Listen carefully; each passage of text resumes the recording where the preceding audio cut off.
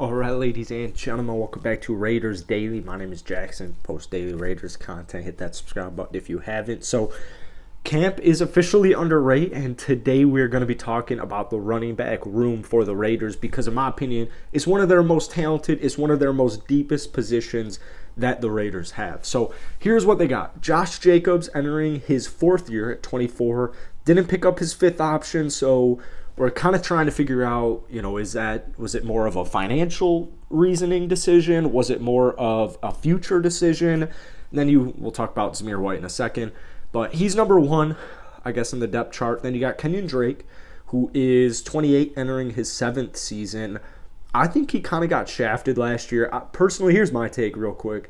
I don't think the Raiders' offensive line was able to hold up for Kenyon Drake to make enough happen in the receiving game, because you saw Jalen Richards, and Jalen Richards was very talented, in my opinion. Like, it's not like it was the end of the world, but I think Kenyon Drake, personally, I don't know what it is. Let me know if you guys agree with me. I just think there's something special about Kenyon Drake being like the complimentary back at number 2 on any roster. So we'll talk about him in a second, actually. Let's just move on with Zamir White, the rookie out of Georgia, 22 years old. Then you have Brandon Bolden, who has played in McDaniels systems, played with McDaniels. He's 32.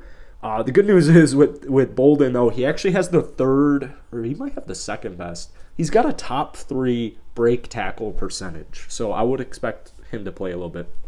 Then you have Amir Abdullah, who's 29, entering his 8th season, and Britton Brown, who is 24, entering his rookie season. So I was reading this article on silverandblackpride.com, and they brought up kind of 3 different options that I thought was pretty money that I want to go ahead and discuss, because I think what they'll do is, I don't think it'll be a committee, but I think it'll be some type of combination of preservation and just maximization with efficiency.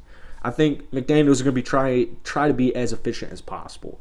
If you go back and you look at McDaniels' history with the New England Patriots, you saw a lot of committee backs.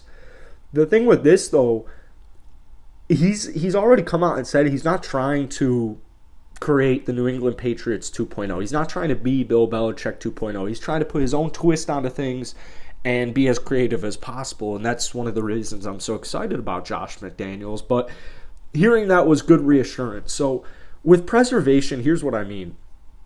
You have a phenomenal power back with Josh Jacobs. You have a phenomenal speed threat and dual passing threat in Kenyon Drake. Then you have Zamir White, who is, call him Zeus for a reason. He's heavy hitting, man.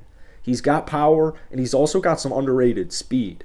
Brandon Bolden, phenomenal pass catcher, phenomenal pass blocker, phenomenal holds onto the football. He gets yards after hit. He gets broken tackles. Like, he is kind of a jack of all trades.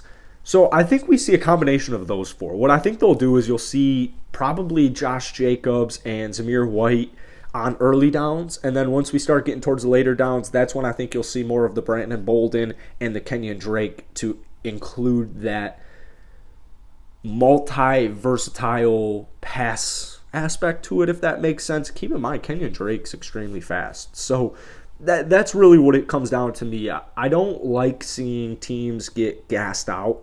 I think conditioning obviously is extremely important. So that's why I don't think you'll see as many first down reps as we have in the past with Josh Jacobs. He had his first 2 seasons in the NFL. He had back-to-back 1,000 yards rushing years. And then this past season with a tough offensive line, a little less, I think it was 870 something of sorts. So I think they're going to try and preserve Jacobs, the heavy hitter, for once we get into the fourth quarter, and you're going to kind of sprinkle in all of these running backs to just maximize efficiency and maximize the talent that you have on your roster. So when I think about the running back room on the Las Vegas Raiders, I tend to get really excited because I think they're just in a money position.